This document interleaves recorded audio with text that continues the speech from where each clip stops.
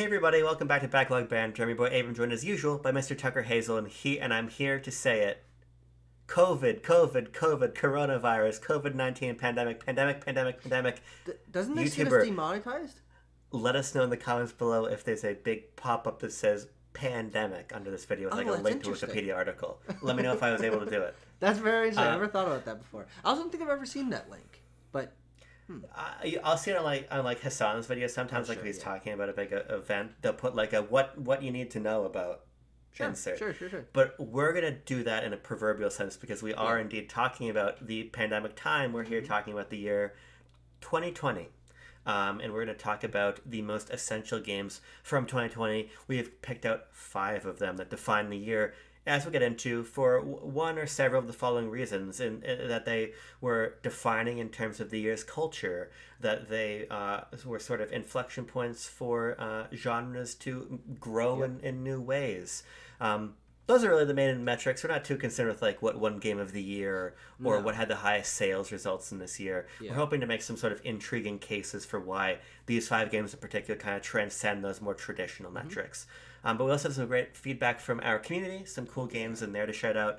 And then I also have some games that do not belong anywhere near the top 5 most influential of the year that I wanna run past. But Tucker, I did the intro. yes. But you're really the maestro behind this project, and you have a list of 5 games for us, which we did change at the 11th hour. We made a couple No, substitutions. it's but only 8 p.m. We're not recording this that's actually a great point. That's actually a really good point. This would be if it's let's just imagine that it's 8 p.m. everywhere. It's 9 p.m. for me. Yeah. That would be the 20th hour of the day. True. Yeah. If you do military time, absolutely. Yeah. Sometimes that fucks me up. Like, Yeah. I see military time like every 2 weeks in my life. Like it just like shows up somewhere. I'm like, that's not an hour. That's not a time of day. What are you talking about? Oh, there are some sick fucks that. Okay. It's not stolen valor to have military time on your phone, but I am a little suspicious of why you're doing that. If you're just like Do a you regular know anyone person. who does that? Yeah, like I think my cousin used to do that for a while. But like you've never encountered somebody that like has military time on their phone? No, I have, but I mean, like usually it's like they actually were part of the military, so I'm like, it's not. Tucker, speaking of military time, let's go into our first game here, Call of Duty Black Ops Cold War. No, that's not one of our games. No, but I think that is a good example of something to bring up. Like that was one of the fastest selling games of the year. I think it's one of the best selling Call of Duty games. I think in the top 3 or something like that. But that and it was the first 9th gen Call of Duty game. Like there are some reasons why that game is important for this year, but it didn't really influence too much. It was another one of those Call of Duty games. I think was that the first one with Warzone. I don't think so. It was somewhere around there. Maybe it was 2019. But like Warzone's one. Like okay, maybe I would consider talking about that. But Tucker, how would you stop edging the putt of the audience and you give us one of the games that's actually on the list? Okay, all right. I want to talk about the first game of this entire series of videos that we've been doing for over a year now. Yes. That does not release in the year. This is a that we're talking peculiar about. thing. Yeah. The game known as Among Us. We've actually been talking about this in our previous videos of how Among Us is going to be something we bring up in 2020, even though specifically it did not release in 2020. Because this is one of the, I think one of the most interesting success stories in the history of the video game medium. Among Us being a game made by a group of like 3 or 4 people, releases in 2018, gets absolutely no fanfare. And I'm gonna be honest, I never even really looked into like who was the first streamer that really blew up I don't Among Us know. being popular. But if you were around in 2020, the explosion onto the scene of Among Us and social deduction games, and all of the imagery and memes and sound effects that are associated with this game, and it just completely skyrocketing an inner sloth into the atmosphere. The success story of Among Us is like, for me, maybe even more than Animal Crossing, which we're going to get to. I think Among Us might be the defining video game story for me of 2020. Yeah, I mean, it actually propelled Inner Sloth to the outer sphere because now they're Outer Sloth and Whoa! they're publishing games, like even insofar as just the sort of significance of that team, of the sort of sloth collective, right? It was very Sure. pivotal moment. And obviously, that this game continues to grow. But I think, like you, as you're saying, it as a defining game of 2020, I think is very apt because Yeah. I know a lot of people who are not really gamers that were playing yeah. Among Us. Absolutely. Am I right in thinking isn't Among Us in Glass Onion? Good call. Good memory. Absolutely correct. I knew you were getting there, and I'm glad you remembered it. Yeah, like It became achieved a level of cultural saturation that few games ever do, and it did it within like a 3 or 4 month time span. Of course, it's still popular. It's still very much played, but how quickly this game became popular from absolute nothingness is truly, truly inspiring. Yeah, I mean, it was a really brilliant example of how you can make a game that is very fun in terms of what it facilitates, but simple in its mechanics to where anybody can play that. Anybody can download that on their phone, jump in with their family or classmates or whatever. If I'm remembering correctly, I think it was free on mobile, but like $4 or something like that on any other platform, which is that exact kind of price-wise accessibility that actually, now that I'm thinking about it, it's not the first cheap game to really blow up. But if we think about the games that have defined social gaming in the 2020s, it actually has been a lot of very affordable games that I think in some way may owe their virality and their pricing structure and popularity and word of mouth to something like Among Us exploding and people coming in being like, I can get this for a couple of dollars and spend like a week playing it with my friends. And of course, Among Us has well outstayed a week. But that pricing structure of being so accessible is something that you're right. I think is notable for this release. Yeah, it's easily the cheapest game. Well, actually, it's not true. We're going to talk about a free-to-play game, but it's one of the cheapest games we've talked about on this series of videos. Yeah, I mean, I think you can kind of go point A Among Us, point F peak or something, and I think that that's very significant. And I'm very interested, and this is sort of a broader idea we've tackled in like everything from videos like this to our Dragon Drive review, the idea of multiplayer spaces really being about the people you're in those spaces with, sometimes more so than the mechanics of the game. That's not to say that there's nothing to Among Us. I personally don't think the game has much to write home about. When I think back to it, I think back to playing it with Jean and her sister when we were on a trip. And it's sort of things like that I think of, or just the way that certain terms or iconography from Among Us have become sort of culturally larger than the game. But it's obvious it's not important to its position on the list, but are you like an Among Us like lover? No, I mean I haven't played it since 2020. I haven't either. Maybe I did once, but I certainly have never gotten super into it. And even when I did play it, I was never super into it. I always thought, this is kind of cute. It's kind of fun. It does get a lot of laughs out of people. It's a great scenario. That is, of course, building off of other social deduction games prior, and even games that I had played, like in-person games like Mafia or what was the Werewolf? Let's say like similar things like Werewolf, where like heads down, you're the guy, like one person's the killer. But digitizing that into Among Us and having it be about voice chat, I think is, again, not the first time that had been done. Because isn't there like a Salem witch trial something game that's quite similar to this that's been around for a while? I think you're thinking of Inherit the Wind.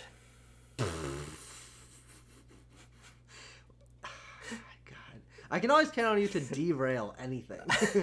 No, but you are right, because I was just checking. There's a board game called Secret Hitler that is very popular, and that came out in 2016. And I think what I really like about a game like this is the way that it takes these very understandable concepts that are far beyond video games and brings them into the space of video games. I think that makes the experience a lot more accessible to people who are on the fringes of gaming. Yeah. And so I think that's a really strong point in its favor, and I think a part of why it ended up being such a big hit. Yeah, and it also, again, as you mentioned, with your example of how you played it, it's very important to note that a couple of games, actually, that we're going to be talking about today are very notable because they reached a level of cultural saturation that made them understandable to people who aren't traditionally gamers. A game like Among Us, which is an indie game made by a small team, that kind of game doesn't usually reach someone like parents or your girlfriend or like What are you laughing about? By the way, Inherit the Wind has nothing to do with the Salem Witch Trials. No, it does not. No. I can't remember. I'm thinking of something that's like Inherit the Wind, but it's about the Salem Witch Trials. I was like, there's no fucking way that's right. No.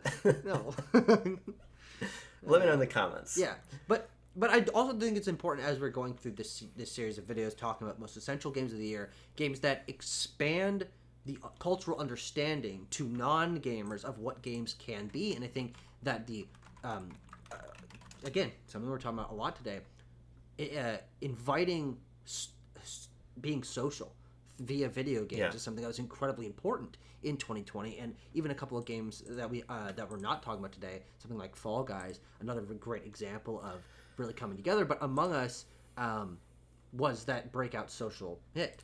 People just hanging out because it was a free thing. You could ostensibly play a board game with your friends. Exactly.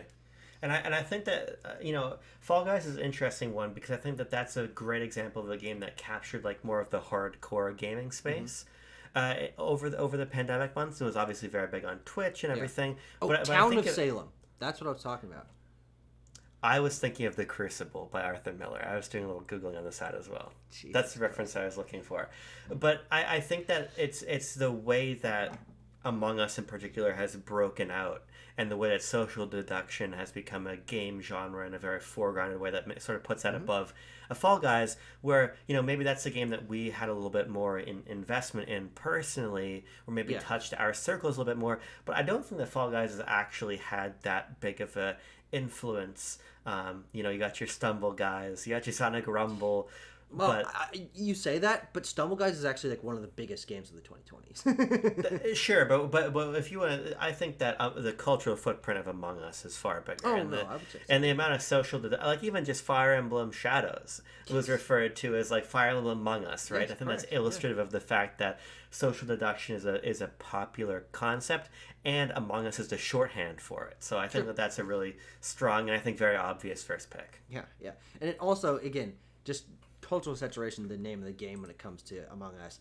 The words sus and imposter have been completely fucking uprooted and changed in the cultural understanding of how people have used those words. I mean, that's the primary association. I have that to the point where if I hear suspicious, sort into sus in any context, even if it was before Among Us, I laugh because it's like Among Us memes. It's a crazy thing that very few games achieve. Tucker, hit me with game number 2. Well, I'm gonna hit. I want you to hit me with game number 2, which I'm telling you now is Cyberpunk 2077. Whoa! Now, Cyberpunk is a very interesting one, right? Yeah. Because it almost didn't make our 5 here. Yes, but I was an advocate for it. Mm-hmm. Now I enter a conversation with Cyberpunk 2077 from the point of view that the game was always great. I've always been a fan of Cyberpunk. Yeah. And I was playing on PS5. I think that if you had a bad experience with it at launch, you were poor and you're whiny. You should have been playing. Why were you playing that game on PS4? That's very interesting, yeah. But in all seriousness... It's really a class level thing for you. Yeah, so that's exactly what it is. And I'm using it as an opportunity to assert my class position. Mm-hmm. As being in the lower middle class. So I think what's interesting about Cyberpunk 2077 is that this is a great example of a game that, to me, is here in part for its legacy and reputation. And I think that if you want to talk about... I think almost solely. Yeah, I mean, if you want to talk about a game that is sort of really... whose headlines and narrative has been defining, I think Cyberpunk will always be that.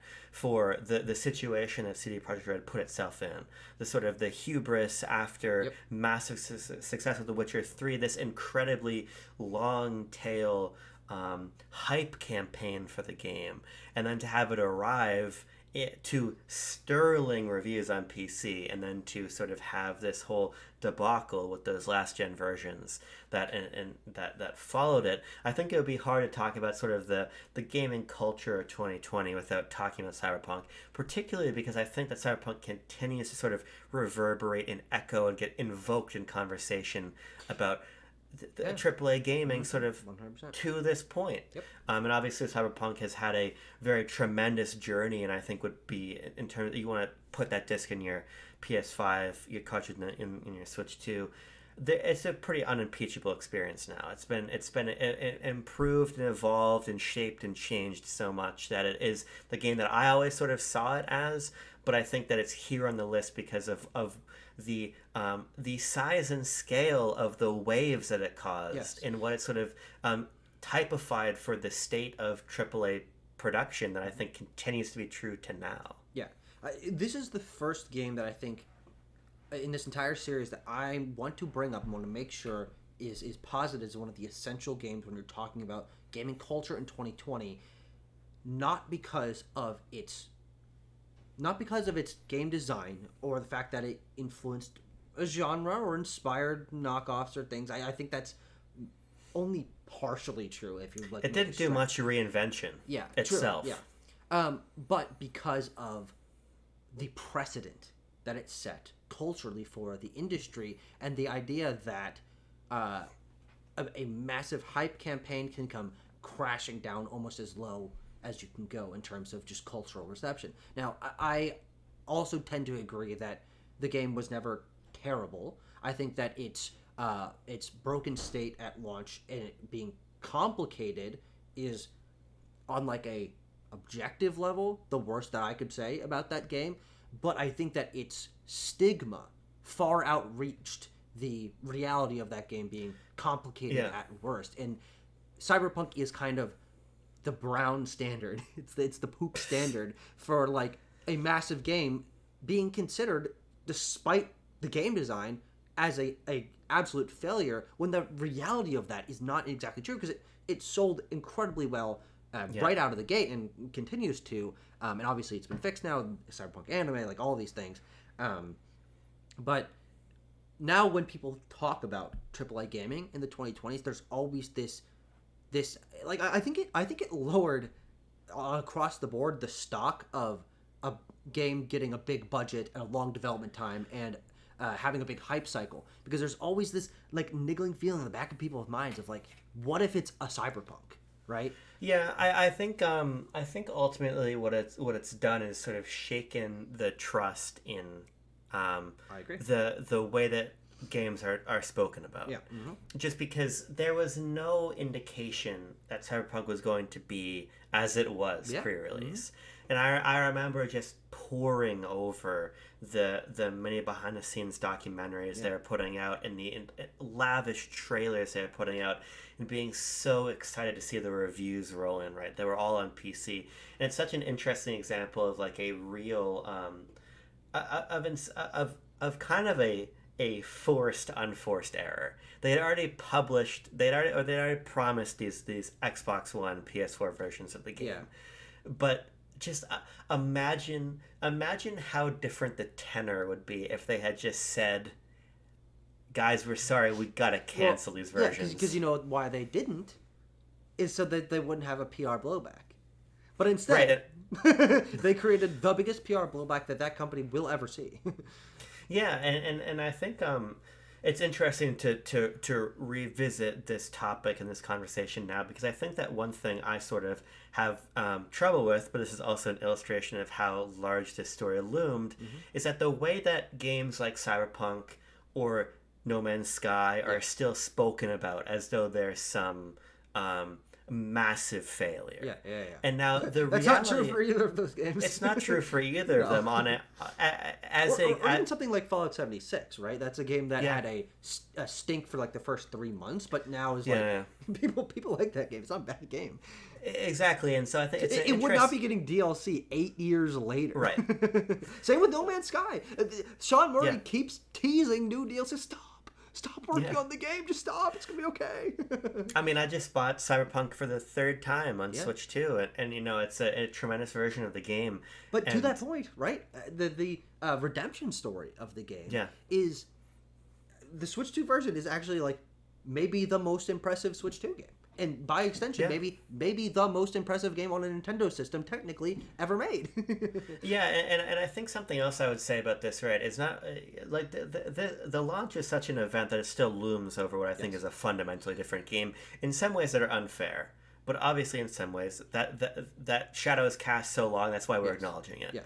But I also think that it takes a team that is extremely skilled and extremely important to weather that storm, as CD Projekt Red has. And I would go as far as to say that CD Projekt Red remains one of the essential AAA studios. And you think about The Witcher 4, right? Like, this is a studio who ultimately people aren't particularly worried about that game, which is interesting. And so I think that in some ways Cyberpunk kind of affirmed that Witcher 3 wasn't really a fluke. Sure. Like, they're a significant, important, massive team, and not even this launch catastrophe can knock them that far off that course, which they're back on now, which in itself is an interesting kind of indictment of the way people respond to these companies that wrong them. That's true. But because we always say something like, "You're only as good as your last game," and CD Projekt Red is an interesting position where I think that if you had been asking me what I thought people would think about CD Projekt Red and Cyberpunk in 5 years, if you had asked me in like early 2021, I would have said people are not going to be trusting them. Like, you cannot get past this. But I think they have, because they're only as good as their last game. But even though people obviously had at best complicated feelings about the game at launch, that's since gone by the wayside, and people have like regained their trust. And so because of that, I also think that it's emblematic of 2020 and the 2020s in general, of the idea of sticking with a game, and a game coming back around because of its updates and because of being patched and because of DLC, in a way that was a lot less common in the 2010s, and obviously it basically didn't exist before that. This is something that lots of games have long tails now and continue to improve over time. And so Cyberpunk is a really cool example of that. Yeah, now it kind of lives as one of those like always on Steam sale games, a benchmark your new RTX graphics card with. Absolutely, it is, I think, one of those staple PC games, and I really think it will age as a sort of Skyrim type game to where 10 years from now everybody just has that. Yes, I agree. and so I think that's a really good one to raise. It's being ported to everything. Yeah. But let's go. We're gonna get a Cyberpunk 2077 Ultimate Edition, Enhanced Edition for PS6, like around launch. Yes. Let's move over to the game that we combined have no experience with, which is Genshin Impact, a game that I usually forget is as big as it is, but I think it has to be brought up here as the defining gacha game, period. Genshin Impact is a game very much inspired by Breath of the Wild, open world action RPG, cel shaded art style, going around doing some quests, but it's free to play, and you unlock different characters, heroes, classes. I don't really know what the term they use to classify them is. You unlock these characters by opening loot boxes, and they have different move sets and stuff. And so I don't, on a personal level, I've never played this game, and I don't know very much about it, but it is a side of the video game industry. The amount of popularity this game still has, all the games from Hoyoverse have across the board, and the amount of specifically Chinese studios that are making games based off of the popularity of Genshin Impact, that is so outside my wheelhouse, but is bigger than anything that I play. Yeah, I'm just trying to find some stats here. I don't really know if there's like stats that are that easy to discover. I'm seeing 300 million players. But and see, like, this is the thing. Like, when I sent you this list, you kind of, and we're talking about it, you kind of like gave me like, should we cut Genshin? Because as I stipulated, neither of us know a lot about this game. We've never played it either of us ourselves. But when you look at that stat, it's like, oh no, like, if we're trying to talk about games that defined the industry and completely upended things, like, this is a massive deal. I can't find, I don't know how accurate the number is. I'm seeing numbers anywhere from that high to mid tens of millions. I don't think they've ever publicly released numbers. This is like various market research groups or things. Again, this is far from our expertise, but there is an interesting report recently. I think the data came from I forget if it came from the Wall Street Journal or Circana or someone, but the play and spending habits among people our age, and it actually does skew very much in favor of games like this, these big free to play forever games. Yep. And obviously, this is a critical example because the Hoyoverse now is something that encapsulates many different games. Yeah.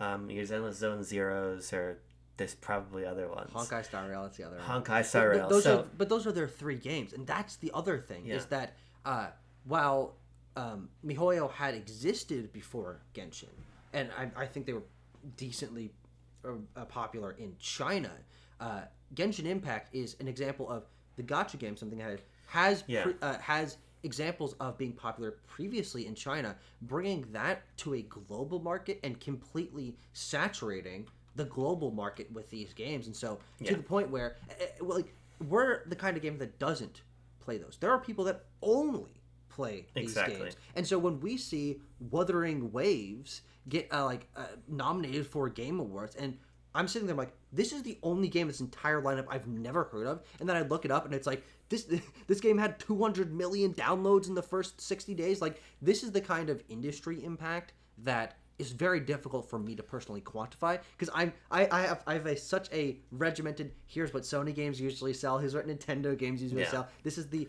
peak concurrent Steam player counts, but like, these games also, is Genshin Impact on Steam? One second, let me double check that. It's the sort of game that have its own client. Yeah, but well, I mean, Genshin, no, it's not. It's not on Steam. Yeah, so the Hoyoverse games aren't on Steam. They're you download them on their own. But most people play them on their phones. And they're on mobile. But that's another thing. This is one of those AAA production value games, like a gorgeous game, big open vistas, that is very popular on mobile. An example of how mobile gaming has also completely changed in the 2020s, with a game like this setting a new bar for what mobile gamers, at least some of them, expect out of their games, is AAA quality, thousands of hours of like comparatively deep content. Like, mobile gaming is not only Cookie Clicker and Candy Crush anymore. Genshin Impact is one of the biggest mobile games, and it's bigger than Breath of the Wild. Yeah, I think it's just a great example of when you kind of gotta humble yourself and be like, hey, what we're playing in these hardcore gaming circles is not really indicative of what people just out there in the world are playing. Yep. So I really like this pick. Yeah. And I guarantee this will be a fun one to keep in mind. When we sit down to watch the Game Awards, not only I'm sure there'll be a Hoyoverse trailer of some kind, because there almost always is, but the amount of games that get trailers that look like this. Because also on an aesthetic level, it's like, yeah, okay, it's an anime game, but like, you can tell a lot of these games are made to look like Genshin and confuse people to think that they are looking at Genshin. Yes. I didn't think I'd ever get that excited about Genshin Impact. But it's like so fascinating to me. I don't know. Yeah, I'm really surprised you haven't played Genshin Impact. I've downloaded it on my PS5 a couple times. I've never launched it though. I feel like I'm just gonna like check my phone one day. It's gonna be like a fucking notification. It's like Tuction Haze. Oh, streams. Streams. Oh fuck, that's a Genshin great idea. Impact. Oh shit. Oh, that might happen before the end of the month. Well, you'll play whatever fucking slop has a big enough concurrent player count so you can feel involved in the party. So. Speaking of concurrent player counts, let's talk about Animal Crossing New Horizons. I don't know if that's the game's on Steam, but like. I mean, I would let's be real. imagine. Yeah, I'd imagine that there's times when there was a concurrent player count as high or higher than many of the highest concurrent player counts in Steam ever. Yeah, absolutely. I mean, this is a sort of one, right, that kind of almost needs no introduction, right? Yeah. You want to talk about, but here's what I think about sometimes with New Horizons. Yes. That was a game that was perfect for the pandemic moment. But that's also an example of a game, like it's mutually beneficial. Like, that game releasing in the pandemic helped the game as much as it helped the people who played it. Oh, because sure. you I look see at what you're saying. Yeah. You look at like New Leaf, right? New Leaf was a very big game on 3DS. It was one of the best-selling games on 3DS. It was in the ballpark, I think, like 13 million units, 14 million units. Best-selling Animal Crossing game by a significant margin. Yeah, and then you get obviously to New Horizons, and you're looking at 65 million or whatever. It might even be higher than that now. No, I think it's something like 50, but it's like still one of the biggest selling games of all time. Yeah, and so that's a game that really had this almost symbiotic relationship with a very dark time. Sure. Mm-hmm. And I think that there's something quite beautiful about that. And I really appreciate, even for as much as this game is sort of a departure from what I want out of Animal Crossing personally, I still had a really enjoyable time with it. And I think moreover, it's really nice to me that that game was able to be there for the number of people that it was. Sure, in the way that like New Leaf was for me in a hard time in my life, just not this hard time. And I think that Animal Crossing is so beautifully functional as a stand-in for these kinds of social interactions that it was just perfect. And you know what I was thinking about the other day? I was actually thinking, imagine if game chat existed back in 2020, and the wonderful synergy that would have been there, right? Like I think that Nintendo has really been working hard, I think, to make the online multiplayer experience feel like a local multiplayer experience. And Animal Crossing, I think, has that real intimacy to it. It does, but the game is actually not particularly designed for great multiplayer, and that's what's so interesting about Animal Crossing New Horizons. Though there is multiplayer, either there's local multiplayer where you can have multiple people sitting on the couch controlling a character. You know, you can't like go out of the bounds of the screen, but it's like very limited. But it's there, and you can visit other people's islands in this really weird, slow way where everyone loads in and it stops everyone's thing for like a minute and a half while it loads. And some people, like, you can't like place things on when other people are on your island. It's like, it's this really like, frankly, like hastily constructed online experience that I just a lot of guardrails around it. Yeah, it's a lot. You're right. It's the bumpers of multiplayer games where it's like we're gonna put up as many blockers as so people cannot like troll each other or like say mean things to each other. Like this is bubble wrapped multiplayer.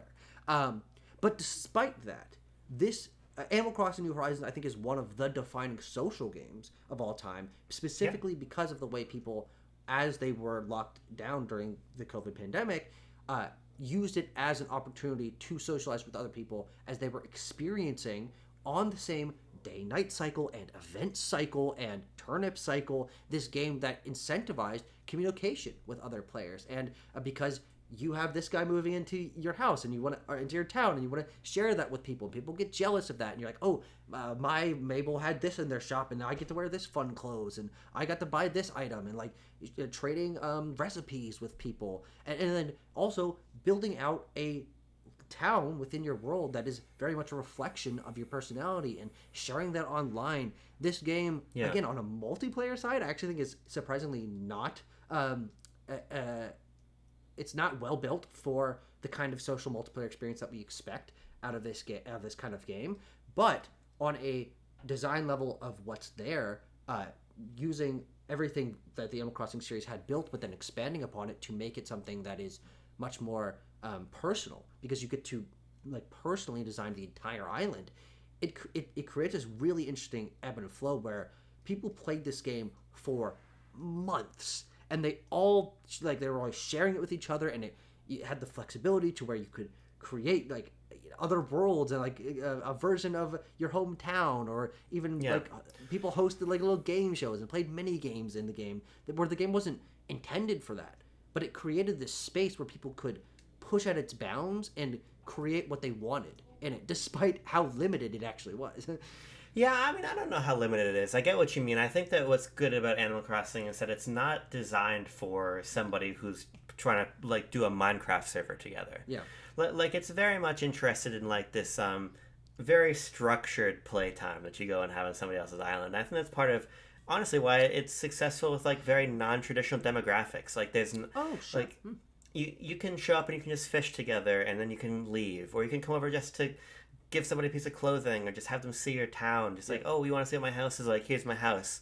And I think, to your point, and we've talked about this before, I think that Animal Crossing will continue to move more in the direction of what you're talking about. Yes. But I think that ultimately, like, the fact that it exists in this very inviting way, the fact that it's this very colorful game, the fact that it's this Animal Crossing game that has some of its edges sanded down in terms of its personality. It doesn't have sort of, and this has been a trend across Animal Crossing for a while, but it's the most friendly one. It's the least mean-spirited. It's the least... and I think that also hit right. And Animal Crossing has always sort of stood out by being completely nonviolent. Even, Among Us is intrinsically violent. Yes, You're it trying is, to kill absolutely. each other, right? Yeah. As family friendly and colorful as that is, like Animal Crossing is this truly peaceful experience, and I think that was Now I'm beautiful. just imagining Animal Crossing, but like when you eject someone from your island, there's like a thing of them getting cut in half and the little bones sticking out of their body. Exactly. You just take the axe, bang, Boom. cleave the head right off. You could put the head you could line the path from your like your town gates to your house with the heads of the animals you killed. But yeah, and I think also just the way that game functions on a real time calendar was also so perfect for that moment when you couldn't really go out much. So I still got something to go and look forward to and involve myself in these holidays or these. Just so you're saying that Joan is coming back around, time to get my turnips. Yeah, I mean it's a tremendous game, and to your point, 48 million is the most recent sales figure we have for the game. So yeah, an essential pick. Yeah, and so what's so interesting about this lineup of games that we're picking is that I think we're picking them for very different reasons than we would have picked games from previous years. I think the most recent year we'd done before this was 2017. But a lot of the years that we've done are more talking about like specific design elements that really change things. But I think in the 2020s, it's a lot harder to create a design element that really changes the industry. But what does happen is using previously established design elements in a new way to grab attention, because we live in such an attention economy now that a lot of these games are about that communication. Yeah, I also know there's a simpler explanation, which is we don't do any research for these videos, and so when we do a video like 2007, I don't remember the culture of 2007, but I remember the culture of 2020 very clearly. Sure. So I can speak much more authoritatively to what was culturally significant then than I could in 2007. Yes, that's true. Yeah. So I think that's a component as well. But it's also just a limiting factor of if we're talking 2007 and we're talking COD 4, right? You have 18 years of verifiable proof that COD 4 is the right game to pick. Yes. So it's a different exercise that I think we're engaging in this time, which I also like, because it's sort of, again, a capturing of what's culturally relevant, which I think is as important as games become more of a mainstream aspect of culture. Yeah. And the final game in the 5 is one that I think you're probably the most curious to hear me talk about, which is the game Phasmophobia, which came out in 2020. And the reason I have... By the way, I'm editing this so I can make sure this is true. Go buy the Lost and Cult Phasmophobia board game that will be available for purchase by the time you watch this video. Is it not available now? It's been teased right now. As in real time... Their team has been teasing it. We've been teasing it, but it'll be available for purchase by the time this video is live. Yes. But yeah, Phasmophobia is another game that predicates its popularity on how social it is. It's ostensibly a co-op paranormal hunting game where you're tasked, you and your I think up to 4 friends maybe, go into a house, and you're ostensibly like playing Ed and Lorraine Warren. You're going in and you're setting down the microphone and like testing the temperature to like see if it's there, and like getting like put on your goggles to see if like are there ghost footprints. But it's also very much based around proximity chat, and this is the element where this is one of the games I think typifies not the first game by any stretch of the imagination to use proximity chat. In a horror game or just in general. But I would say that I credit, personally, Phasmophobia with the popularization of proximity chat as one of the driving factors of 2020's multiplayer games being popular and, frankly, kind of distinct from previous eras of multiplayer games. But also, its deployment of proximity chat in this kind of co-op environment is much more aligned with the content warning or a Lethal Company than how proximity chat might have been deployed in the past. Correct. You would say. Yeah, and which is why I credit this game as one of the essential games of 2020. Not only is it a game that is was very popular and continues to be very popular. Can you look up a sales numbers for Phasmophobia?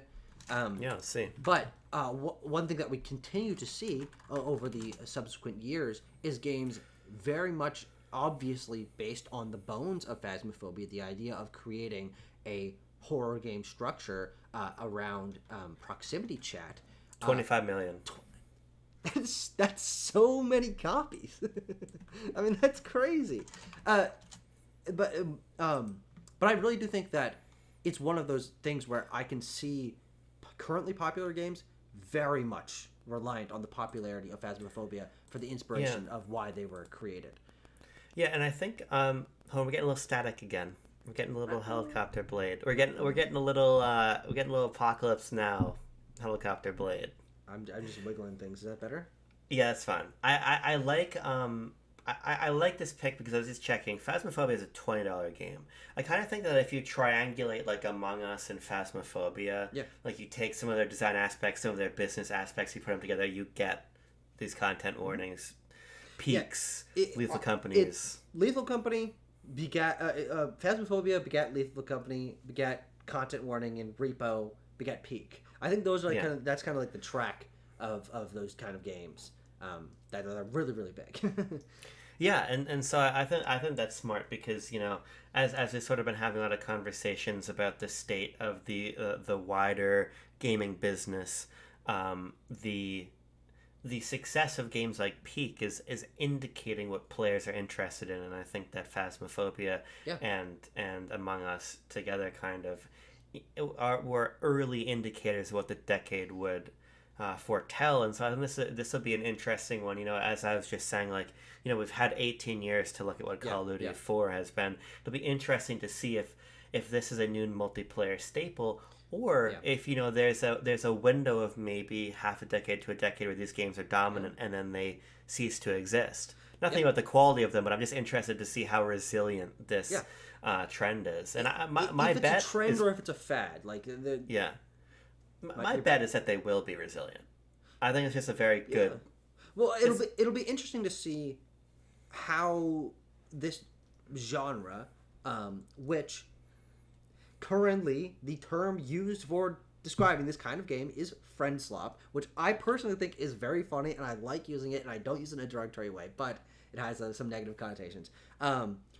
If that concept is flowered out into so many things where it becomes difficult to call it a genre more encompassing, because as of right now most of it is horror based, Peak kind of being the main example where that's not the case, but if Peak then gives other people ideas for games that are very much not horror focused, then I think it might become kind of amorphous where it becomes difficult to notice the design inspirations. But I also think it's really interesting that as we're talking about the popularity of co-op horror games, of gacha games in the 2020s, we are actually able to, even just halfway through the decade, look back and see design trends and genres that rose to popularity in the 2020s. 2020s gaming culture is actually distinct from previous decades, previous generations, which is something I think people maybe aren't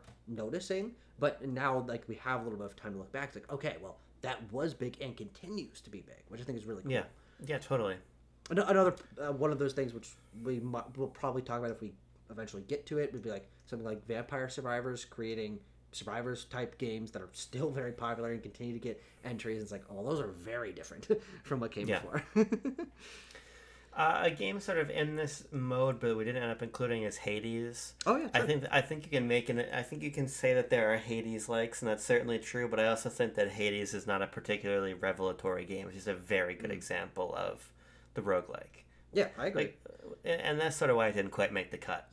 But I mean, it's an interesting one in that I do think that Hades can be credited with it's a step on the ladder of the popularization of roguelites. When you talk about Binding of Isaac or Spelunky really setting the more modern indie framework for it, and then building throughout the 2010s, I do think that Hades is the first major one of the 2020s to I think Hades makes roguelikes and roguelites a defining part of 2020's gaming culture. But it's certainly not the first, and it was building very strongly on what came before. Yeah, and I would also argue that like Balatro is more defining in that way because it also has a little bit more novelty to it, I say, than Hades. That's true. But I'm also not. I'm not a big Hades, but I was gonna say, but I'm not a big Hades fan. But also, I'm even less of a Balatro fan. So it's like I'm impartial in that regard. Yeah. Everyone should just go play Nubby's Number Factory, the only good roguelike game. Shout out our friend, the developer. Yeah, the number that I find here is that Hades has sold over 7 million copies. That's nothing. Phasmophobia said 25. 25. What the fuck? Are you stupid, Supergiant? Animal Crossing sold 48 million. Well, I mean, Hades, which we're not talking about specifically as part of our 5 being 7 million, just goes to show like a lot of the games that we're talking about here are like some of the biggest selling games of all time. Among Us doesn't have sales numbers. Genshin doesn't have sales numbers, but easily those are 2 of the most played games, period, ever. And 30 million for Cyberpunk, as of last report. 25, 30, 50. Like, these are insane numbers, which is an interesting correlation for specifically 2020, a time that is unlike any other, a year that is unlike any other, for a growth of the video game medium. In this group of 5+ games that we're talking about being the ones that were released at the exact right time to capture that frankly overinflated moment of zeitgeist.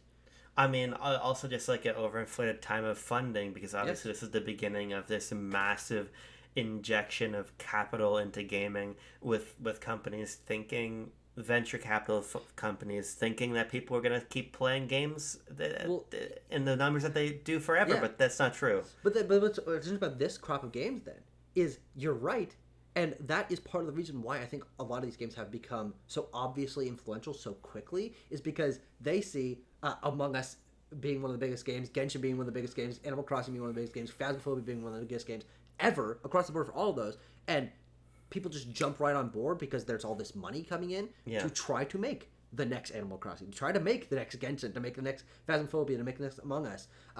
That is where a lot of these design trends have come from, because we're perfectly a couple years removed seeing the fruits of that injection of capital into genres that aren't fads, but aren't fads because they were so immediately capitalized on.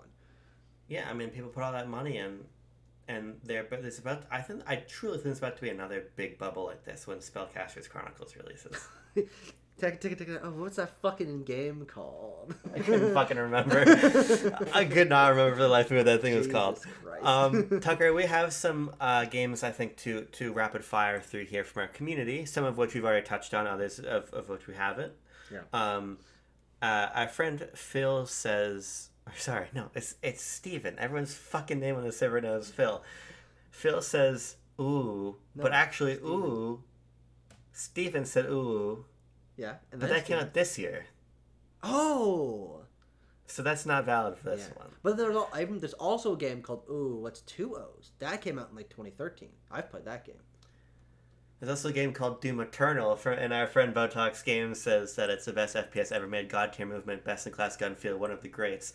Very good shout, a game that had a strong symbiotic presence with Animal Crossing New Horizons. Unfortunately, Bo, I have to say that I played about half of the first mission of Doom Eternal. I thought it was stupid, so I'm going to have to undermine you here.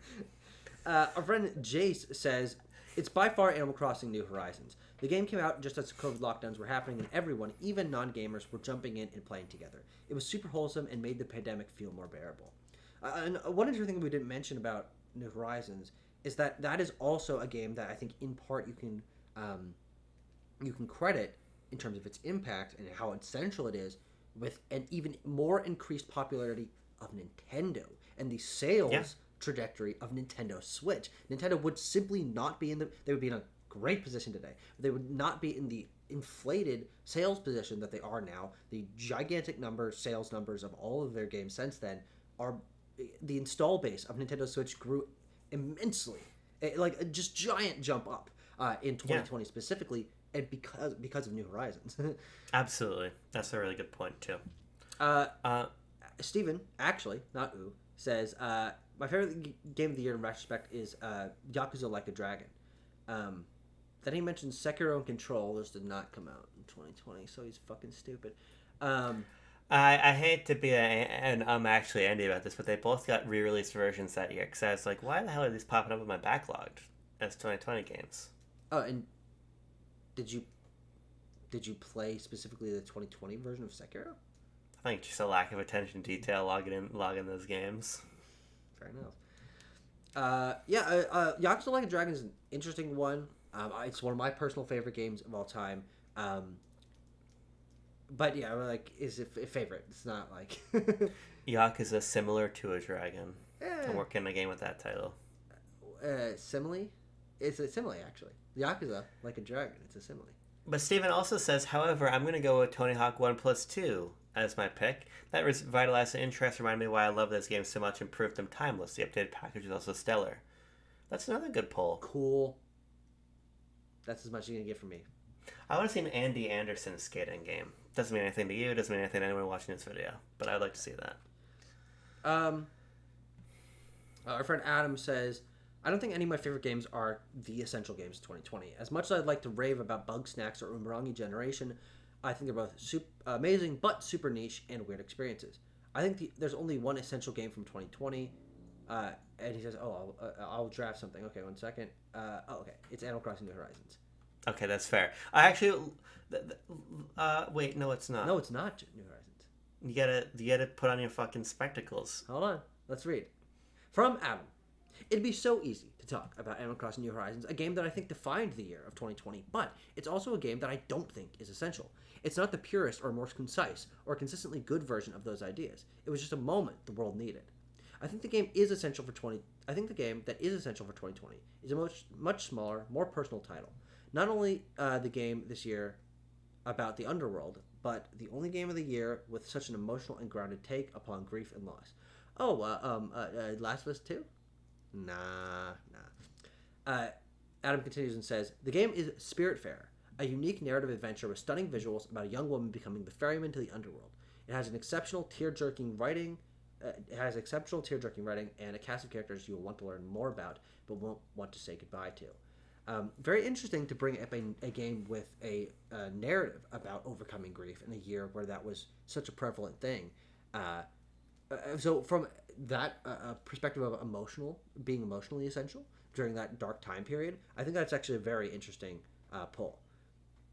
Yeah, have you played this game? Yeah, that was actually one of the first games I played on Game Pass. I think I probably played 3 or 4 hours of it, but not too much of it. It's another sort of melodramatic indie game that needs to be like as long as before your eyes, or I won't be able to play it. Yeah, I think it's like around 10 hours. So. But it looks very beautiful. Yeah. It looks very beautiful, and that's a very interesting. I think that's a very sharp choice from Adam. I quickly do want to respond to the idea, and it's actually something I hear people bring up a lot. And here, this is really the only only chance we'll have to discuss this. But the idea that Animal Crossing New Horizons is kind of like a fake pick for important game of this time because its popularity, admittedly, was inflated specifically because of the time period it came out in. That without COVID, this game wouldn't be as popular. I think we can all agree on that. But what do you think of the idea of like putting an asterisk on it? Of like it was super popular, but it's because of this time period. Because it's just not relevant.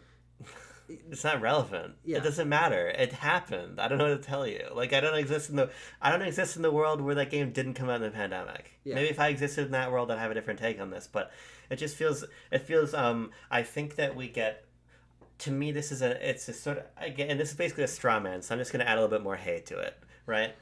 But this is the sort of thing that you use to sort of like adopt a more critical posture about like the content of the game. Sure. And like cut through. You know, I've got a more incisive lens. I can cut through its significance because of the pandemic. I don't give a fuck. It came out in the pandemic. Yeah. And Adam, by the way, I'm not attacking you. I'm attacking the straw man that we're constructing here. It happens to look a lot like you, but it's not. It's like a voodoo doll of Adam It's Perry. legally distinct.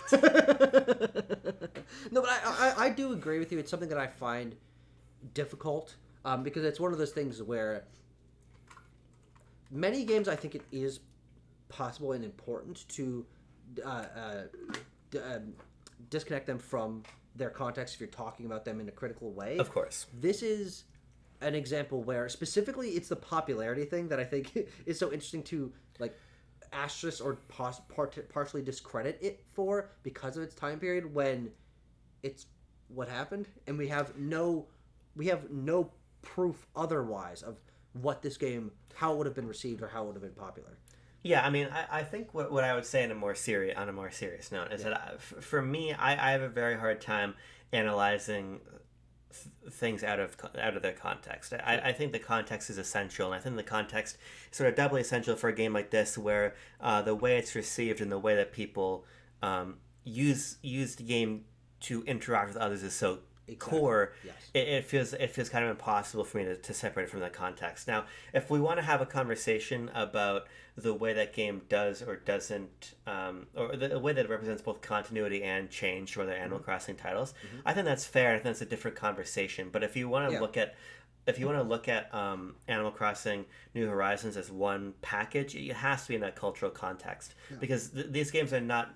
That game is meant to be played in 10 years' time, perfectly fine, and it can be, but it's meant to be interacted with in a particular way that's contingent on the people you're interacting with it with. Yeah. So I just have a hard time making that delineation as well. But I think that what Adam is talking to more is the sort of creative quality of the game, which I agree it's not what I think is the apex of Animal Crossing. But even to that point, it's not like Animal Crossing New Horizons was a game that has a 67 on Metacritic. It was it's just successful by happenstance. That's a very beloved game. As much as I think it's going in kind of a tangent direction, it's not important to the fact that it had a vision it executed on with a high degree of polish and quality. And it was resonant to tens of millions of people in that way. Its popularity is a testament to its success because it is a social game. It's meant to be played with other people. You can't split the atom there. Yeah. I very quickly, I want to just read the last paragraph from Adam because I think it gives a little bit more of a moment to Spiritfarer, and obviously neither of us have the experience with the game. But Adam wrote, it may not be my favorite game of the year, it may not be the best game or the game that had the biggest impact, but it is, in my eyes, most essential one. It's emotionally mature and shows how much potential games have as a medium to generally affect us as people, to tell masterful stories that put us at the core of other people's stories. I said the exact same thing about Super Monkey Ball. Sorry, I completely again, what did I say? Like, I want to give the game this moment. I completely undermined it. No, but also, I got to give you some uncredit where it's due. All right, you read everyone's submission like it's a Rico League post, but with no punctuation. You need to slow down. You need to enunciate a little better. That whole fucking thing is 2 sentences. Yeah, but it has commas. You're supposed to fucking pause when there's a comma. I'm fucking in school. I mean, was it not clear what I said? No, actually, fucking wasn't. I'm gonna be completely honest. I didn't even understand the last part of the sentence. Go join Discord. Read it for yourself. Oh, Jesus, fuck. Okay. Our friend Sith Scott says. Wait. What? The actual Phil had submitted as well. Silence, fools. The real Phil is talking. Hold on, let me take on this one. All right, you ready? Let me take on this. Okay, and that's gonna be the slowest thing you've ever read in your entire life. Christ. No, Why do we let this guy in here? Huh, chat? Phil gives a couple here that we've already spoken about. Hades, Among Us, Cyberpunk.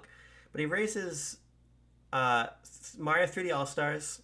I don't really care to get into it. It raises Mortal Kombat 11. And now let me do this and appreciate the commas. And then for me, Mortal Kombat 11 Ultimate was me experiencing Mortal Kombat as a modern player for the first time. Parentheses. I'd only ever dabbled in Lost of the Classic Trilogy. Full stop. It was a fun time for me to maybe stop the self-narrative that I'm inherently bad at fighting games. It's very interesting, Phil, but I don't really care. I was just using it as a way to be facetious and maliciously compliant. The main thing I wanted to read out from this comment was bullet point 3. Sure. Persona 5 Royal is probably the way most casual RPG fans have experienced a Persona game. Maybe experienced RPGs, period, that aren't Pokemon. Yeah. But I wanted to raise this one in particular because for me, Persona 5 Royal is very much tied to this period of time because I played this game when I went back to campus in the fall of 2020, but there was still like kind of put COVID protocols in place, and there was something very interesting and like cathartic about playing a game about going to school and having the school time routine that was like in a way very regular at a time when that was not a regular school experience I had in real life. Yeah. So I think that Persona 5 Royal had an interesting relationship with the pandemic as well. Yeah. Feel sorry for using it as an end to my own means, but my own means to my own end. Our friend Scott says 2020 had a lot of notable titles that moved the gaming industry forward. It showed the dangers of trying to make live service titles from a big IP like Marvel's Avengers. We got the Dragon Quest games making a comeback internationally, with Dragon Quest XI Echoes of an Elusive Age. Not a 2020 game. I hate to say not, it. Actually, not in either version. Dragon Quest XI was a 2017 title, and then 2019 was S. Yeah. So, frankly, Scott, we know more about RPGs than you. Frankly, I don't know. That's kind of embarrassing. You know, if I had said that, I get a pass, but you're the RPG guy. Abram has the DQ pass. Whoa. Scott goes on to say, there was an internet sensation for Among Us and the many, many Among Us-like games that hit afterward. But which, by the way, actually, quick pause. Have you heard of the game Goose Goose Duck? I'm not joking. This is one of the biggest streaming games of the last few years. I've never heard of it until like a week ago. It's essentially it's like basically exactly Among Us, but the characters are geese. But it was popularized by a BTS member streaming it, and then it just got fucking gigantic, specifically in China and Korea. Well, I'll look forward to the notification on my phone. I'm gonna fucking kill you. Tuck Goose streams. That's really funny though. That's really funny though. Continuing. Scott says, we had Animal Crossing New Horizons, sparking a huge amount of publishers to try and go to the farm simulator route on games a few years after that. We got Cyberpunk 2077, showing how terrible it is to rush out a project on all platforms without ample QA testing. Genshin Impact jump-started a whole new slew of free-to-play games that utilized higher production value, gameplay into higher-end mobile devices. I want to put an injunction on the comment here and specify that I hadn't read this comment before. We didn't steal all the picks from Scott. But yeah, this is almost exactly our list. That's funny. Finally, he says, for me personally, Genshin Impact was the most essential because it is due to that game that I even started working with the Outer Haven. Oh, and cool. It led me to be more in the games industry in the first place. And even led to me meeting Tucker and leading me to this Discord server. So you can blame Genshin Impact for a lot. Oh, it's that game's fault. God. I appreciate that. Yeah, I think probably not too much to add because we've basically touched on all these things. Correct. Last submission here. Andrew Rezko of My Star Wars Show fame raises The Last of Us Part 2. Yeah. This is an interesting one, not only to end on for our community comments, but also as the game that we were a game that we were thinking could be in this, but we decided it wouldn't be. And so we'll use this as a moment to talk about this game and then springboard into our personal recommendations, memories we have of 2020 games. Yeah, I mean, this is my favorite game of 2020 for sure. Easily. For sure. I mean, I think I've said this many times before. I think Last of Us Part 2 is one of the greatest games ever made, and I'm sort of waiting for the moment when I feel like I'm ready for the replay of it, because I've never replayed it. Yeah. And I think it's partially because that game really touched me emotionally at a time when I felt just very closed off from everything. Obviously, because that game came out in June of 2020. Yeah. And so it's very resonant for me personally, but I also just think the ways that it forces you to reckon with what Abby and Ellie are doing through the fidelity and gratuity of its violence, the way that it deploys cutscenes to really emphasize the action or inaction you have as a player is very shrewd. Yeah. I think the reason we didn't include it on the list is because it hasn't influenced much. I think it's partially very singular. What I was going to say in sort of a more incendiary ways, I don't think anybody can make games as good as this. So Well, what are you going to take from it? Because I look at Last of Us 2 as a game that is a lot more literary than 100%. than what most studios making sort of third-person action games are interested in or capable of, frankly.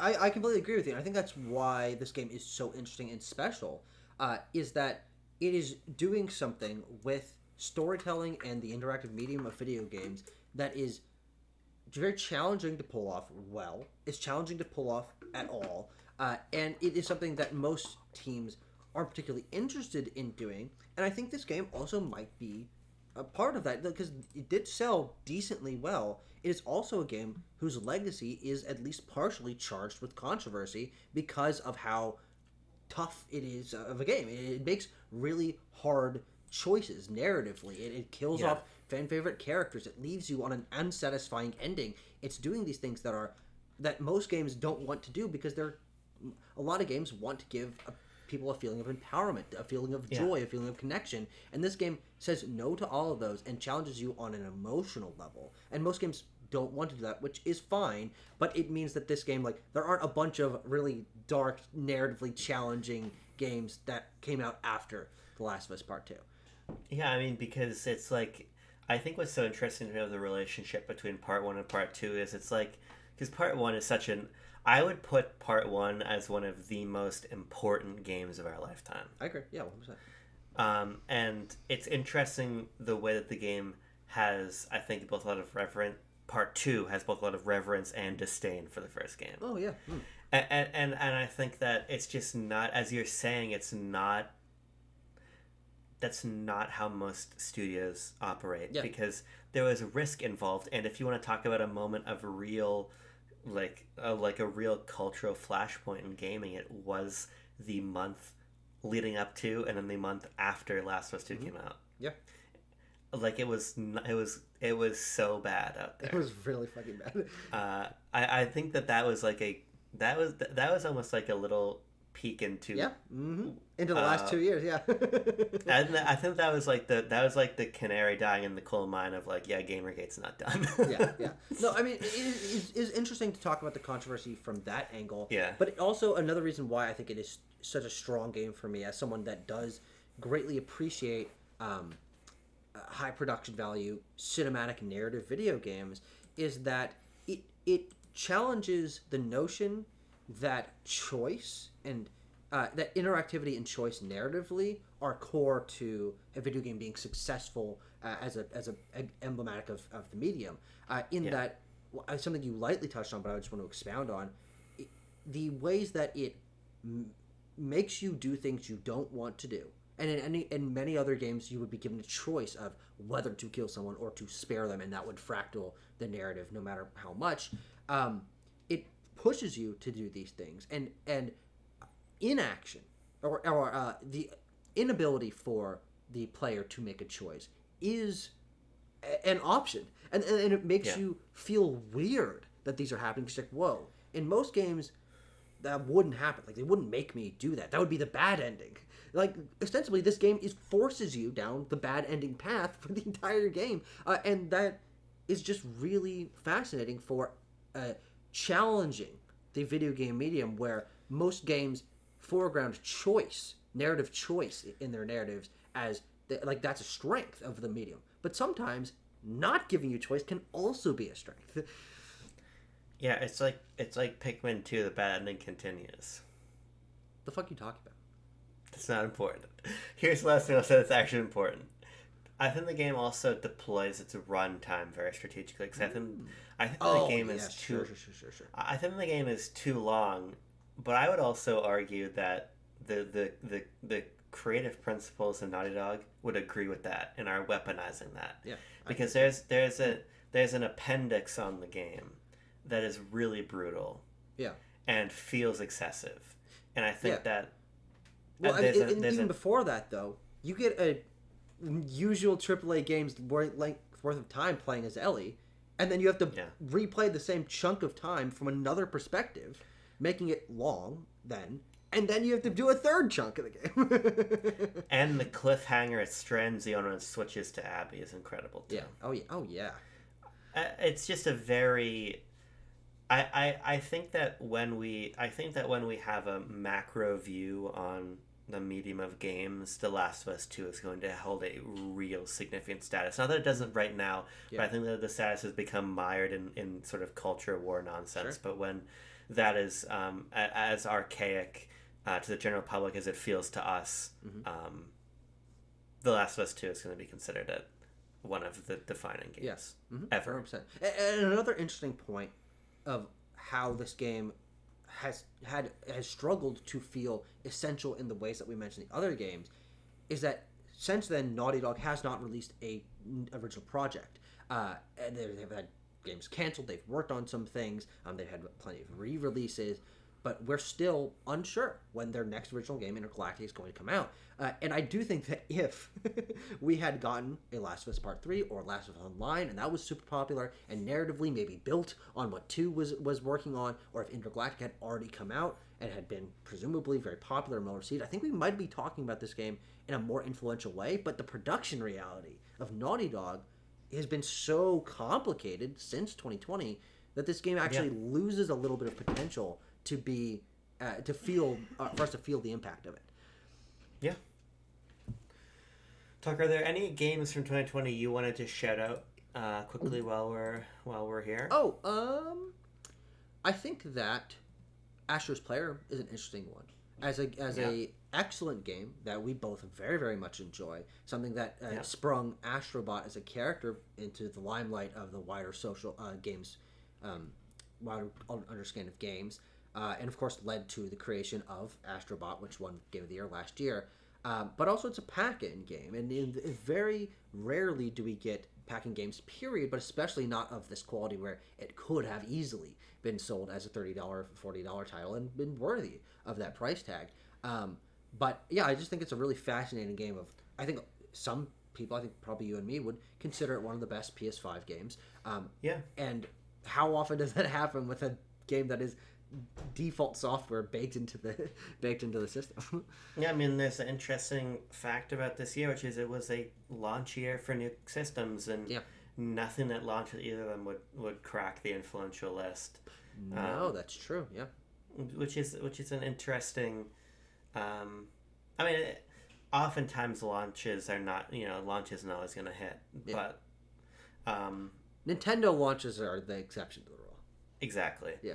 But I think it's interesting that there's sort of in the complicated reputation those systems have, they kind of entered as continuity, and they didn't really present anything immediately that would make this list. But a couple other things I would shout out here. I'd shout out Final Fantasy VII Remake. I like Final Fantasy VII Remake a lot. I would shout out Ghost of Yotei. Also a really good game. But I think the only one that I would sort Tsushima. of... Sorry, Tsushima, yes. Yeah. The only one that I would sort of belabor here, which is a very unconventional one, but is in the tradition of the games we mentioned in our list, Clubhouse Games 51 Worldwide Classics is a game on Switch that has a very personal place in my heart, and I think it belongs in conversations with other games because it was a game that Jean and I used to stay connected when she was quarantining with her family in California. I was quarantining with my family in Maine, and so we would play this game most days of the week and had a really great time in it. It's just a beautiful, clean, simple package that I have a lot of personal significance wrapped up in, so I wanted to shout that one out. Yeah, another one that I want to quickly bring up that I can't really talk too much about because I don't think I've actually even played this game, but I think quietly, because it doesn't really enter our circles very often, but one of the biggest multiplayer games of the 2020s is Valorant.